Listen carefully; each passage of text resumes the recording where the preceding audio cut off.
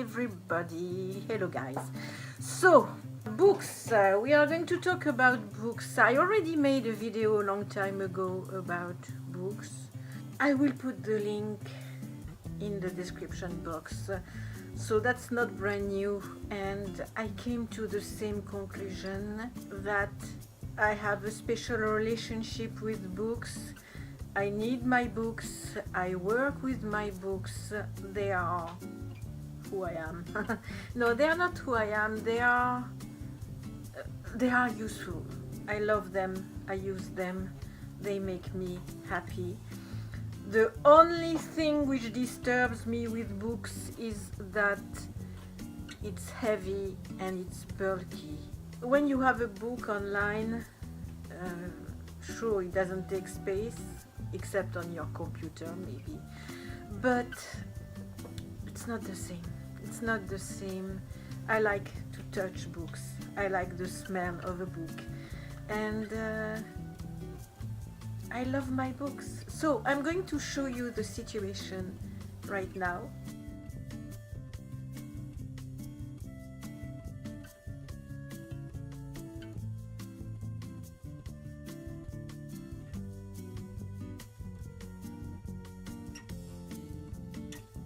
I have a lot of books, how you can tell.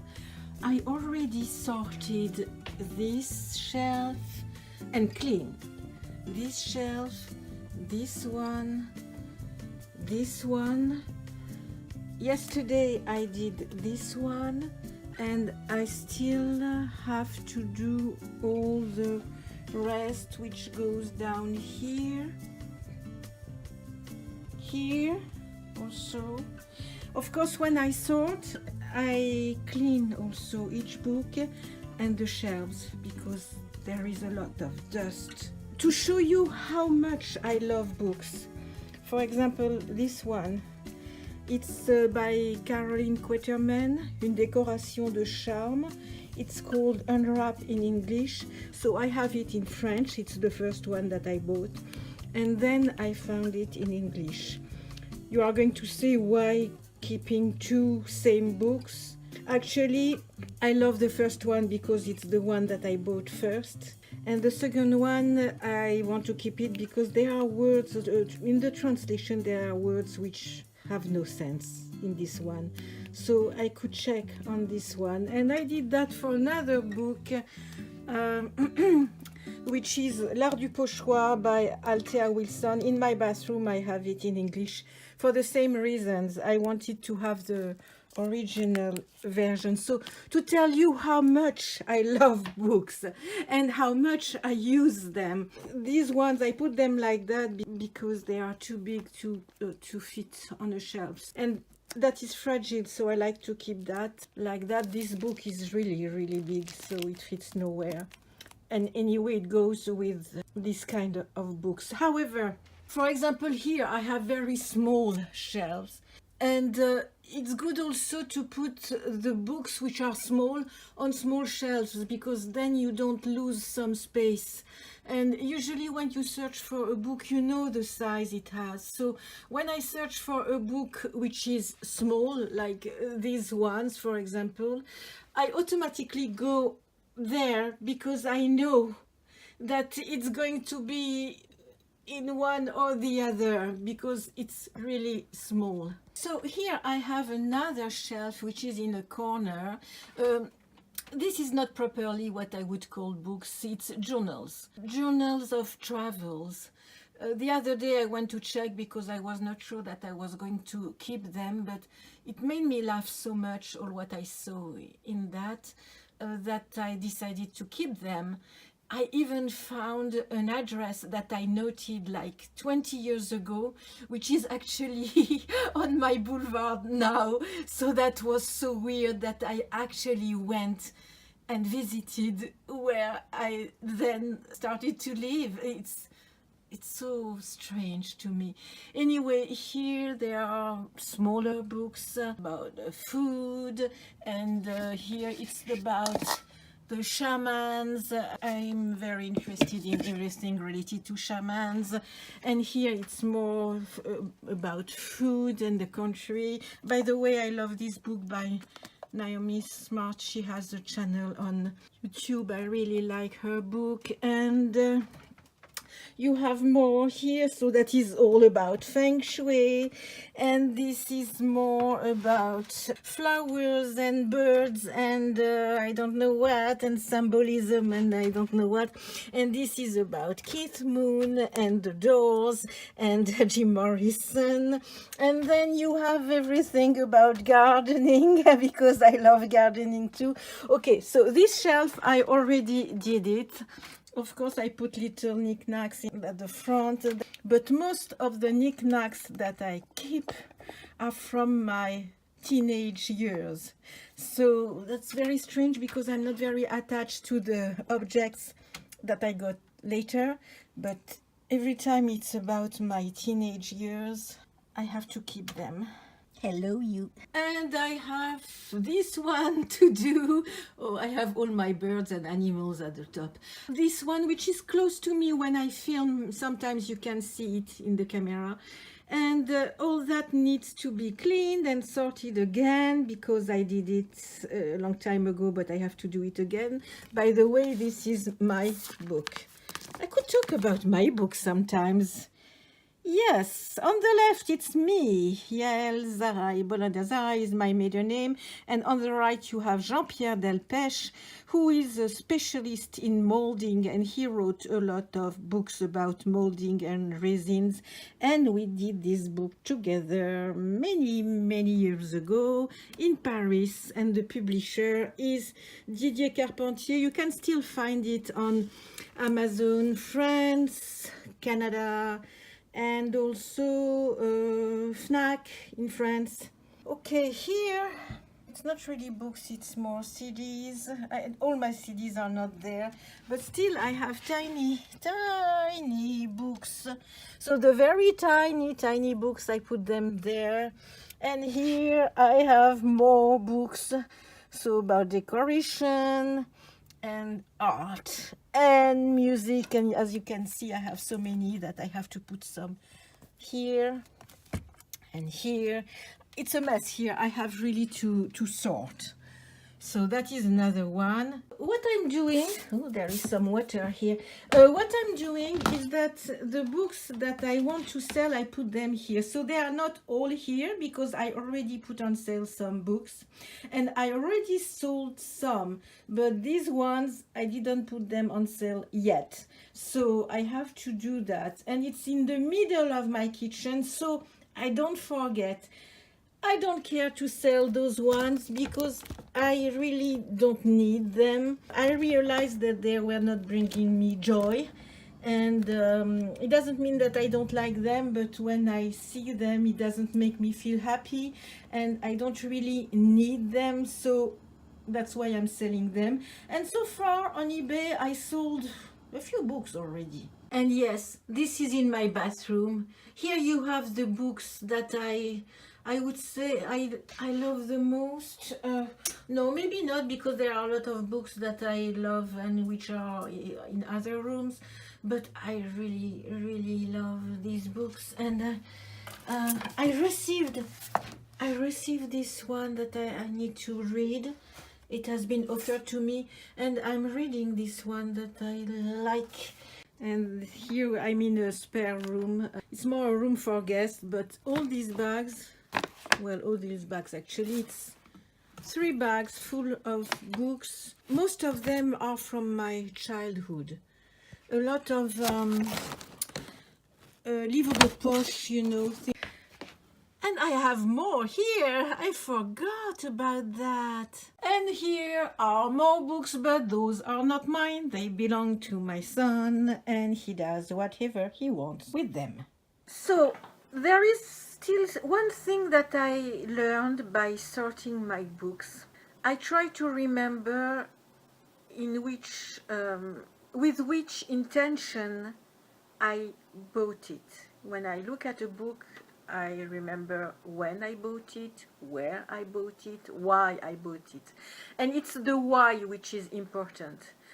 Because if I bought it because the subject was interesting me and that I wanted to learn and I really loved it, then I keep the book. But if I bought it just because I saw on Amazon that there was something about a designer that I like, for example, I was searching for Caroline Quaterman, Tracy Porter, Althea Wilson, um, Isabelle de Borchgrave, Joy de Chabot, all these designers that and artists that I love. Sometimes I bought a book just because someone was talking about them, or there was one line about them. And when I received the book, I was very disappointed because there was just one line about them. That's not a good reason to keep a book, because if there is one line important in the book, you can take a picture of the page where it's written and sell the book. So that's what I'm doing right now.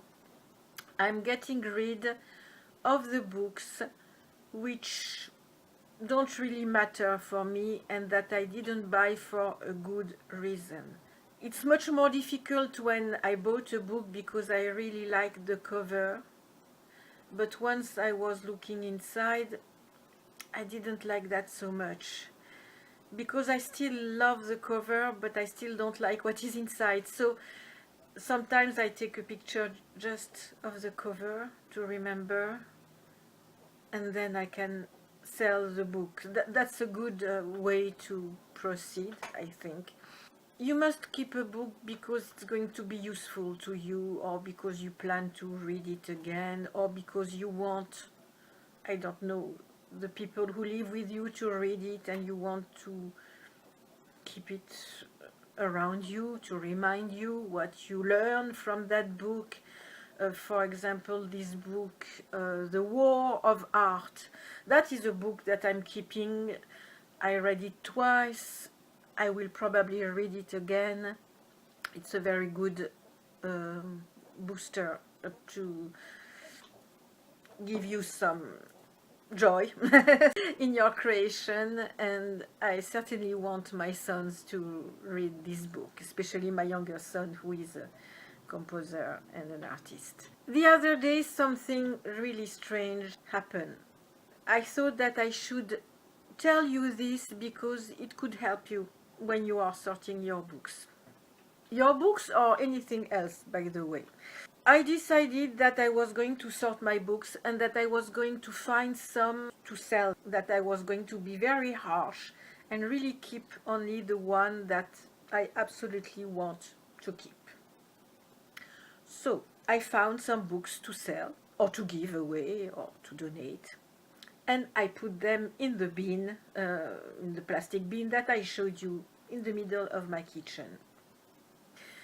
These books I wanted once they were on sale on eBay. You can sell on Amazon too, it's good too. I used to sell my books on Amazon, but I think then I thought that they were taking too much money from me and that it was not really interesting. So that's now why I'm selling them on eBay, because I think it's a little better. And actually I sell more books on eBay than on Amazon. Maybe because there are so many books on Amazon that before you are noticed, it can take a lot of time. So, well, there are a lot of people on eBay too, but so far it worked better on eBay. If it slows down and I don't manage on eBay, maybe I will try again Amazon, possible. You do whatever you want. If you want to give them to a library, or if you want to go, I don't know, to sell them on Craigslist or whatever, you do whatever you want. Anyway, I thought, okay, these books, once they are on sale, I must separate them from my home because I don't want to mix my books with the ones which are on sale. So I decided that I would put them in my shop. So I know that it's done. But in my shop, I had one shelf a bottom shelf on a bookcase, which was full of books which were not for sale. They were mine. So I had to take back all these books which were mine and make some space for the books which are on sale. So I brought back all these books which were mine from my shop to my home. Where to put them? So of course I made some space on my shelves, but not enough really to put all these books on a shelf. So I looked at my shelves and I realized that one of the shelves was containing, I had my records, my old 33 tours, 33 tours vinyls there. And it annoyed me a little because if the shelves fall, then they can break my records. So I thought, no, I must remove my records, put my records somewhere else, and put these books there for now. And then when this, because it's about this shelf, this bookcase, these bookshelves will be sorted, then I will make more space and I will see what I sell, what I keep. Okay. So I ended up with a bunch of records, the long period records, and where to put them. So I had a plastic bin where my short period, the 45 tours, the 45 tours were in it, but there was a lot of space in this bin, so I thought, okay, I must remove the short period from this bin, put them in another place, and put my long period in this bin, which I did. Perfect. The records were fitting perfectly, but in the meantime I found a bag, plastic bag wrapping long period records, and inside there were records made by my father, because my father was a composer, so he composed a lot of music for famous artists like Marlene Dietrich, Harry Belafonte,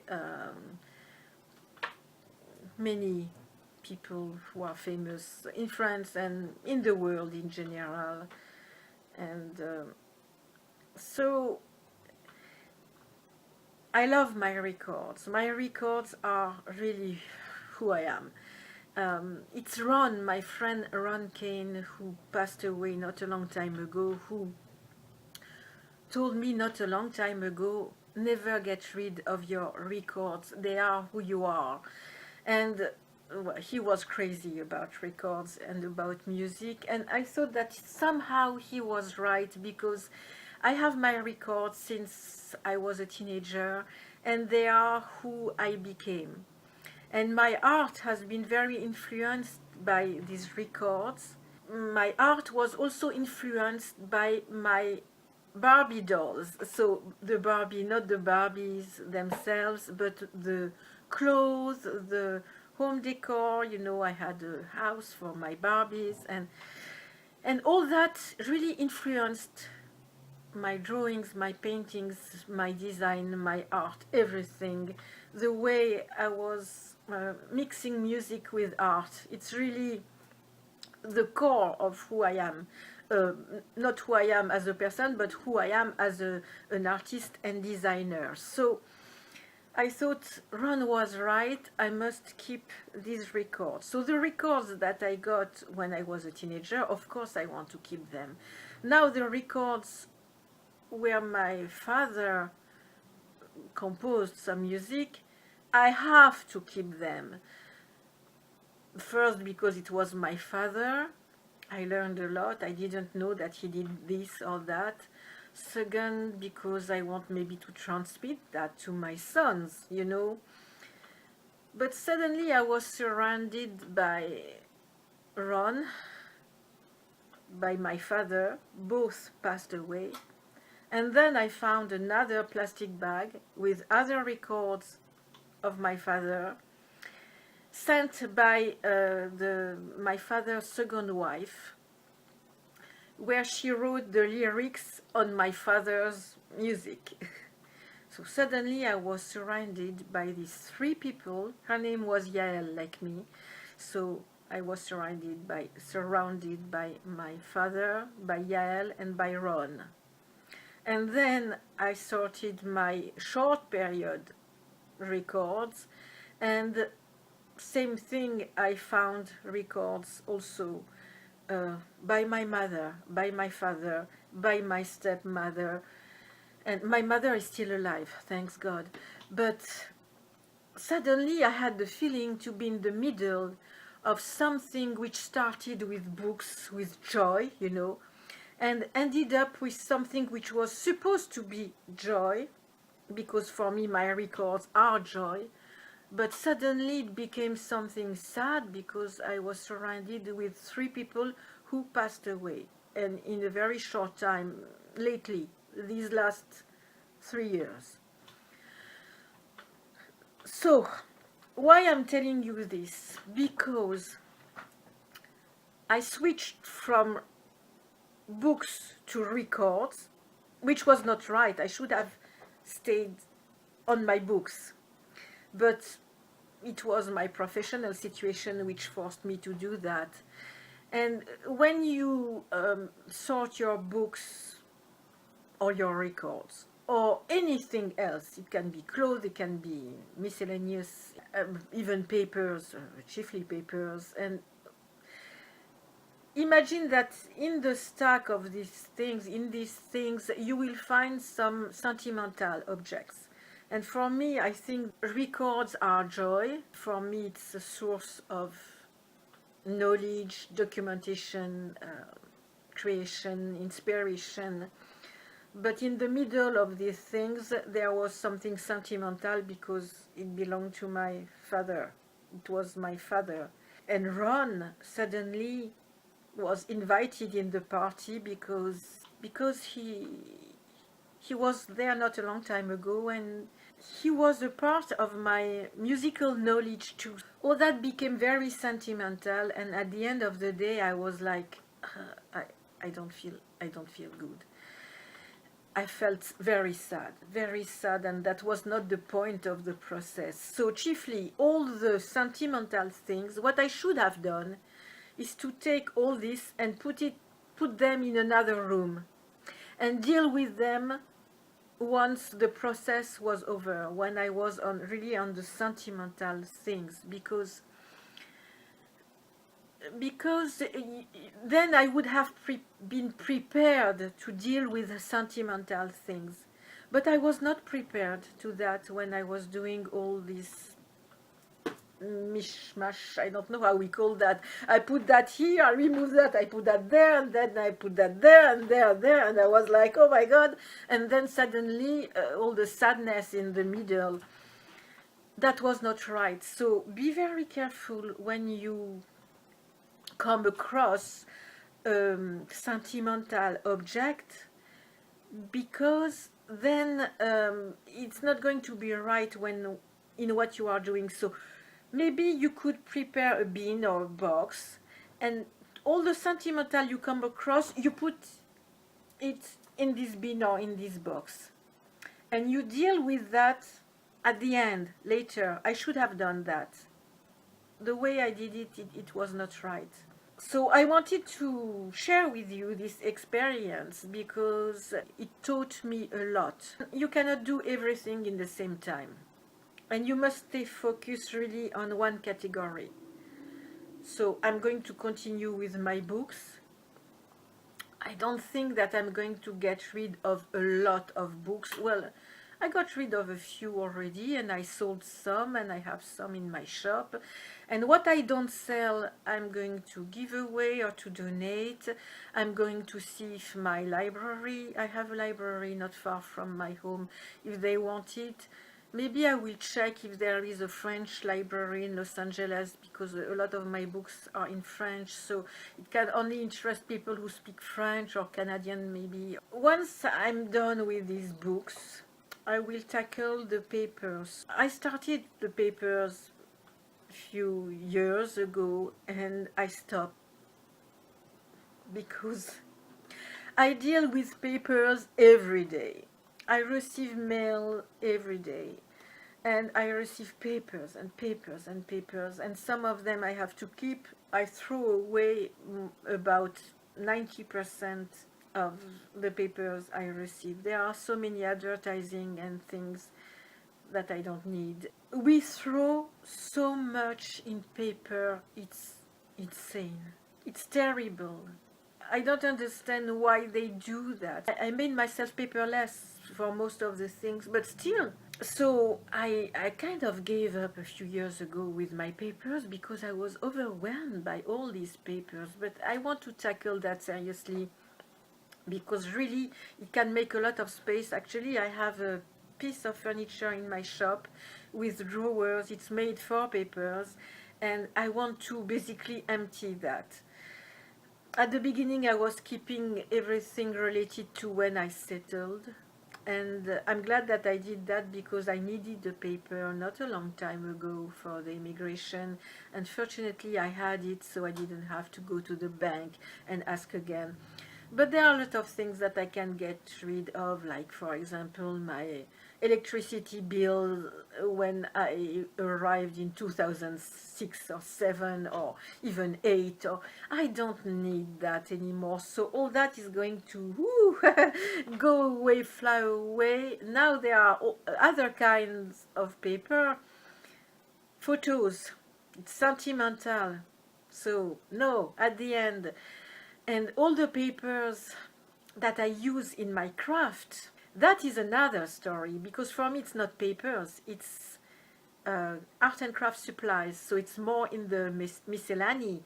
So same thing, I will have to define exactly what papers is for me, because if I include the papers that I use in my craft, that is insane.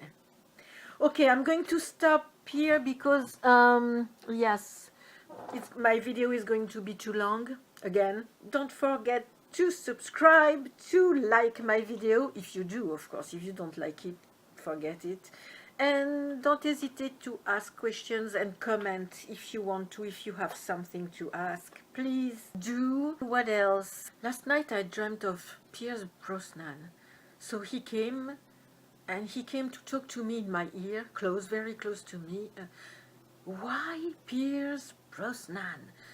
I've never been interested in Pierce Brosnan in my whole life. Well, I like him. He's a very good actor. He seems quite a decent guy, and he seems very nice, and he's very talented, and he's rather good looking, I would say. But where does it come from? I didn't even think about him ever. Never. I never thought about him. Never. So what was he doing in my dream last night? Actually, it awoke me because he was talking in my ear, and I answered, and he was kind of flirting, and I was like, ooh, what is that? And it awoke me. Okay, that's not the point. That's not the subject of the day. Okay, I see you very soon. Bye bye.